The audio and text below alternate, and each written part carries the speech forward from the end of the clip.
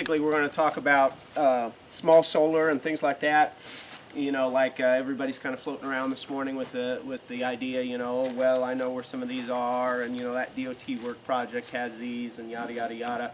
And you know, in a full collapse, you know, would it necessarily be wrong to loot the DOT of them? Probably not. Would it be wrong to loot your neighbor of them? Well, yeah. So just so we have that, you know, up front for anybody who watches on video, we're not advocating any sort of thing like that. However, the idea that you're just going to, you know, colony style grab some panels and, you know, magically have everything you need to put together a system is pretty unrealistic, especially if you really don't know what you're looking at. A lot of panels now that people are putting on their houses or putting on, you know, like Sam was talking about, you know, an area he lives in out in Arkansas, OPSEC being what it is, southern Idaho. They use a lot of solar farms and stuff like that for his community. Well, now they have a lot of panels that are just straight 110 AC. And that's the deal where you see people saying, you know, they're grid tie and they don't have any batteries in their system, and what it is it's just Joe homeowner, they live in the Southwest or something like that, they get the tax credit, they pile their roof full of, you know, 110 AC panels, it's feeding into the grid, they're net metering, and then when they get home, when they're, you know, while they're off at work all day, their panels are putting in power into the grid. And when they get home and start, you know, living the consumptive lifestyle, they're pulling from the grid because their panels aren't going, you know, and everything else. And then, you know, the idea is they're basically just reducing their electrical bill. You know, not a bad place to start, you know, however, you know, for most of us and for the people watching this, you know, we're looking at, you know, survivalists, you know, preppers, I hate the term, but, you know, that sort of thing, you know, homesteaders. And with a grid tie type system like that, you have no battery backup. So essentially you're screwed. The grid goes down, you still go down with it. You might have, you know, $20,000 worth of panels on your roof and, you know, all that good stuff, and you might, you know, get a net you know, invoice from the you know, your Satilla EMC or whoever the hell you have, Florida Power or whatnot. However, you know, when they go down, you go down. So to me, as a survivalist, I don't think that's a very good option. You know, our system, we put in our system in 1999. It's basically battery, you know, battery-powered system. Bigger batteries than these, but, you know, nevertheless, this is kind of your basic battery there. We'll go over each of the components here in a second. But so there's a possibility that you may find some of this stuff, you know, at construction sites, etc., etc., etc., you know, in the paw. You want to look, the panels will have, much like say like a rifle barrel, if you look close, a commercially manufactured rifle barrel will say like, you know, 270 caliber, Remington, stuff like that, you know, bada bing, then you know I'm not going to be able to shove a 308 cartridge in this or whatever, you know. So panels will typically be marked. This is a Kyocera, this is an old school Kyocera 120 watt panel. It'll tell you the voltage and all that good stuff. This is a 12 volt panel. This is what you would want for a battery type system. You know, for years that's all you found was 12 volt panels. Like I said, now then there's a lot of 110 AC stuff floating around. You know, the simple equation you want to know, and you know, I'm not an electrician, I don't claim to be, you know, yada yada yada, but you know, is basically amps times watts equals volts. Say again. Volts times amps equals power. Volt times amps equals power, and they work in watts. Right, in watts. So for example, this is a 10 amp panel, and it's you know, at 12 volts. So this is basically a 120 watt panel. And you could do it, you know, you could, just like any other equation like that, you could do it backward. You could say, okay, well, how many amps does that panel put out? It says it's 120 watts. Well, 120 divided by 12, the voltage it's a 10 amp, you know, panel. Ohm's law. Oh yeah, Ohm's law. But the difference between what you might see at, you know, God forbid you buy one of those Harbor Freight deals, and, you know, a real alternate energy panel is these things are pretty well milled. Do that to your Harbor Freight panel, and then take it back to the store and tell them, give me money back for that piece of crap. Now then, a lot of even the Chinese panels and things like that that are coming on the market are well built like that as well. Versus so you know, when the Harbor Freight panels came out years ago, everybody was, oh man, you need to do this, you need to do that, and we went out of our way we were at a city and I said, well, I want to go see how these were, and they're really thin, they're like glass, you know, I mean, it's just, you don't want to waste your money on it. And people will say, well, I just want to run one light, and I just want to experiment.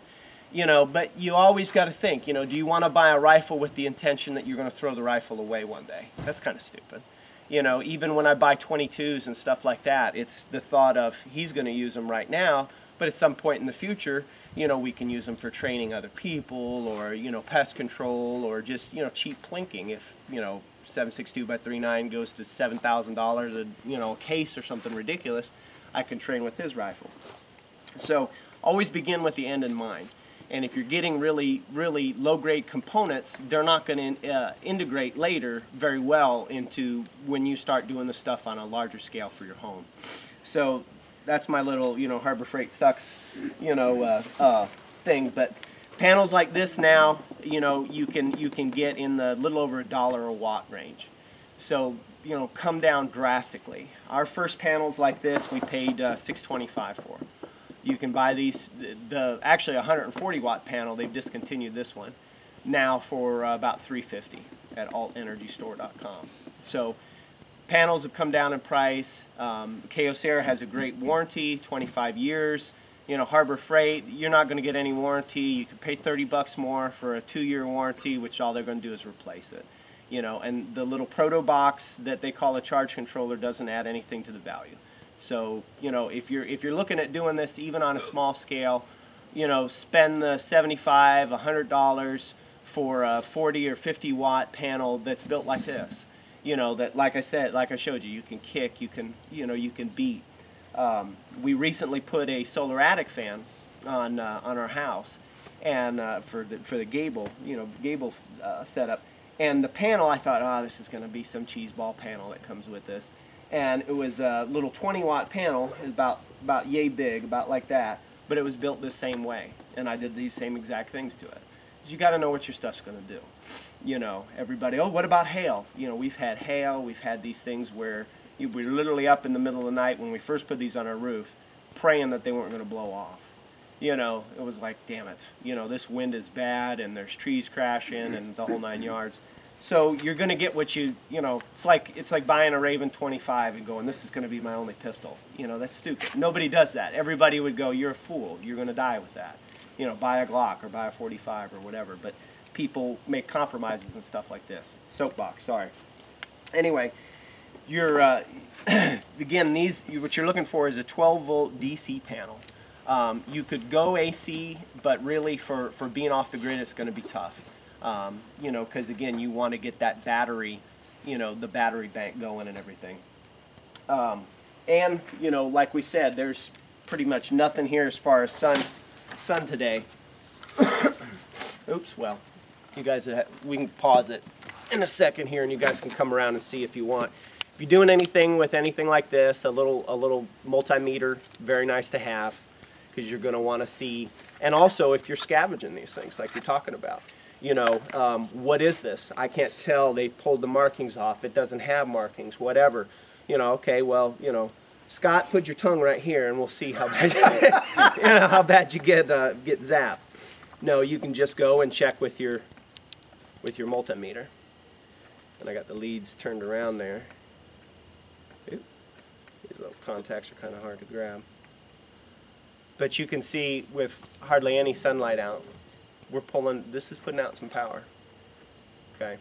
So again, this is the nice thing too about a little larger panel, is it won't suffer so much from shading problems that smaller panels will. You know, everybody wants to correlate this to you know, the solar calculator they have, you know, and they pass their hand over it and the thing doesn't work. And they go, well, that must be how solar panels are. It's not at all like solar panels. So I had that rude awakening when we were installing our system. I didn't know crap about it, and a buddy of mine that's been off grid a lot longer than we have, he, you know, he we were all putting all the components up and had a bunch of these wired, and we had them on our roof at the time. And I'm up there. It was a gray day, a lot like today. And I'm sitting there and I'm making the connections, and I about got knocked off the roof, you know. Of course, I thought something was wrong. You know, I'm like, hey, Dale, you know, this thing shocked me. He's like, well, yeah, Rob, they produce power. That's what they're doing. And I was like, but they shouldn't be producing any power today. And, you know, you get some power on a day like today. So we discussed wind a little bit earlier, and what people don't realize with wind is you have to be really careful on the specifications, because you'll see and it'll be like, oh, 600 watt, you know, wind turbine, and you go, man, that's awesome. You know, we have, you know, a half a mile an hour breeze come through here, you know, every other Sunday. You know, I'd probably, you know, max out my battery bank in no time. They always rate them for the highest thing, and it's like, you know, yeah, sure, at hurricane force winds, yeah, you might put out 600 watts. You know, and then you look at the chart and it's like, okay, well, at 30 miles an hour, constant wind, it'll put out, you know, 400, whatever, you know. But you keep looking down and you start reading the fine print and you go, wait a second.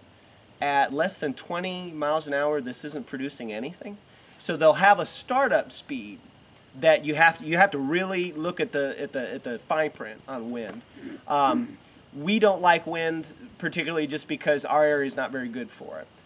Wind also will typically need what's called a raceway. You need a good, clear, open area to get to it. So whereas this, I can hide this anywhere. I just need a small window. You saw it was producing right here, you know, with all this tree cover. You know, so from a survivalist standpoint, to hide the damn things, you know, you could break this up into a couple different arrays and have them in various spots, not all one target. And also, there's no movement catching eye. The only really, to me, the biggest thing where these are visible is from the air. You know, or if you were like down in a valley and, you know, somebody's observing you from a mountaintop or something like that. So they're fairly easy to hide. They're durable. You know, to me, it's probably the best power source, you know, that we could do for long-term use. So we're going to go ahead and pause it, and then we'll show you here. Well, we could do it right here and save some wiring, but we'll stretch it out a little bit. And go ahead.